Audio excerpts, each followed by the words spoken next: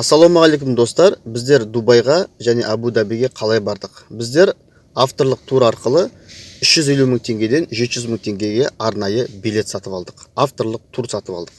Сол тур арқылы біздер Алматы қаласы арқылы 5 сағатта Дубайға ұшып бардық.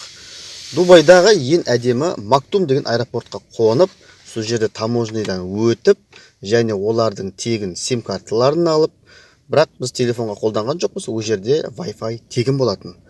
Сөйтіп, аэропорттан 60 километр тұратын Holiday деген Дубайдағы керемет 5 жұлдызды отельге барып орналастық.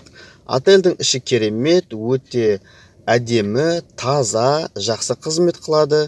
Сөйтіп, таңғы асымызды ішіп, біздер Дубай қаласын ең алғашқы Бурдж Халифадан бастадық. Бурдж Халифаның керемет жерлеріне барып, фонтанның әр жарты сағаттайын фонтанның банағы атқылауын көріп, келесі содан кейін Дубай молға бардық. Дубай молдың ішінде керекті жақсы сапалы нәрселерді сатып алу арқылы, тамашалау арқылы сөйтіп бір күнімізді өткіздік. Екінші күні біздер Сити центрға бардық, және музейлерге бардық, басқа да көптеген жерге бардық, және кешкісін келе жатқанда Global Village деген бардық. Global Village туралы сіздерге айтқан болатын, тағы да толықтырып айтайын. Ол жерде 41 мемлекеттің өздерінің аукционы, өздерінің заттары, өздерінің барлық тағамдары сол жерде болады. Сол жерде тамашалау арқылы, тамақтарынан дәм тату арқылы өздеріңіз уақыттарыңызды әдемі әсерлі өткізесіздер. Содан кейін үшінші күні біздер әдемі сафариге бардық. Сафариде квадроцикл, түйе және кешкі ас және шоу болды. Сол шоуды тамашалап, өте жақсы әсерлі өткізіп, біз өзіміздің отелімізге келдік. Отелімізде демаламыз, бассейнге барамыз, таңғы асымызды ішеміз, спа-салон және ішінде сауна бар. Біздің қазаққа жағатын деген сияқты. Содан кейін келесі күндері, біздер соңғы күндері яхтаға міндік. Яхтаға міну арқылы қаланың керемет жерлері, банағы жағалауға жүру арқылы тамашалап, әсерлі банағы күнімізді өткіздік. Және ұмытып кетіп тұрған жерім, біздер Абу Даби астанасына бардық.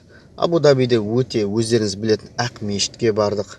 Ол жердегі Ақ мешітке бару арқылы керемет банағыдай өз жердегі әсерлі халықтармен танысып, және олардың базарына бардық. Базарының аты Құрма базары. Құрма базары бару арқылы сол жерде құрмадан дәм татып, біздің қазақ елінде жоқ көкөністерден дәм татқан боламыз. Так, достар, сіздерге айтып кішігірім обзорым осы. Егер қызықты болса, комментарий қалдырыңыздар. Осындай жерлерге, әр барған жерге жеке-жеке тоқталыңызшы дейтін болсаңыздар, мен сіздерге тоқталып айтып кетемін. Ол жерге қанша ақша кетеді, қалай баруға болады, ол жерге барған стоит па, не стоит па, ол жердің қандай әсерлі жерлері бар екенін маған комментарийға міндетті түрде қалдырып кетіңіздер. Мен сіздерге арнайы уақытымды бөліп видео ролик түсіретін боламын. Сол үшін досым, ұмытпай достарыңа таратып, лайк басып, комментарий қалдырып кетіңіздер. Рахмет.